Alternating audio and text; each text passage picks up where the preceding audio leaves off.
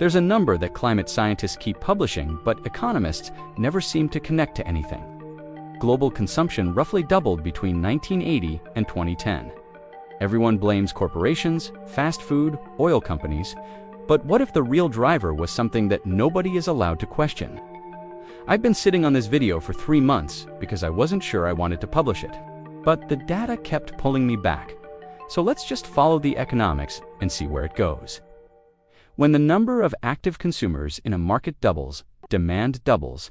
Economists call it aggregate demand expansion. Simple concept, uncomfortable when you apply it to real history.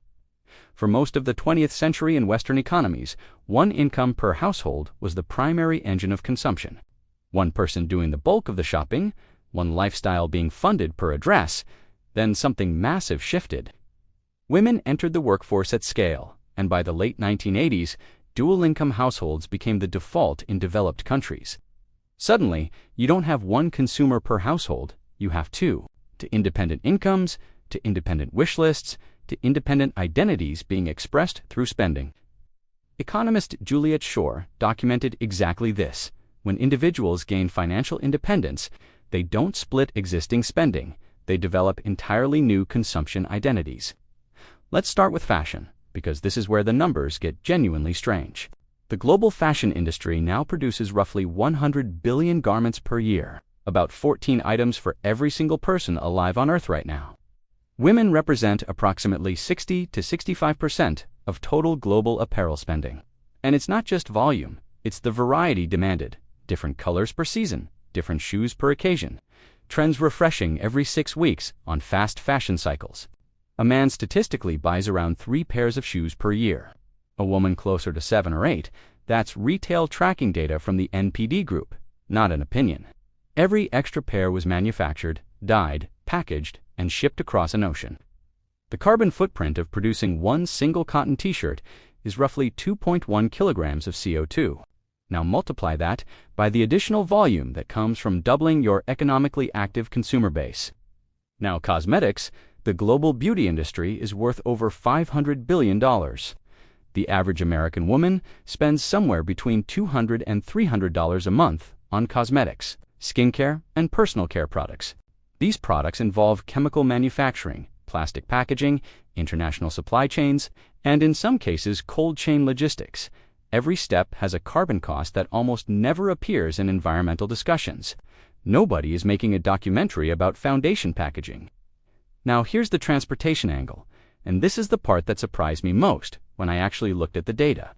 Pre-1970s leisure travel was largely coordinated per household. One trip, one booking, shared cost.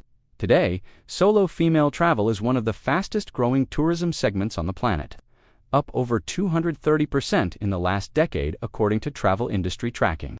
That means more individual flights, more individual car rentals, more solo hotel stays, each running their own heating and cooling systems. Air travel's actual climate warming contribution is estimated to be 2 to 4 times higher than the official figures, once researchers factor in altitude effects and contrail warming. Then there's e-commerce fragmentation. When 2 independent consumers share an address, instead of one coordinating buyer, you get split orders, 2 deliveries instead of 1, separate returns. Logistics researchers have found that fragmented residential delivery is significantly less carbon efficient than consolidated purchasing. Thorstein. Veblen described competitive consumption back in 1899. When you increase the number of people signaling social status through goods, consumption doesn't scale linearly, it accelerates. Every climate solution being proposed right now, EVs, solar panels, carbon offsets, operates on the assumption that the number of consumers is fixed, that the consumption base is just a given. None of them interrogate how that base got so large so fast. Here's the thing I've been building toward this entire video. The honest conversation nobody is having is that the industrial economy expanded its consumer base by several hundred million people in about 30 years, and that expansion had atmospheric consequences. Recognizing that isn't an attack on equality, it's just reading the demand curve.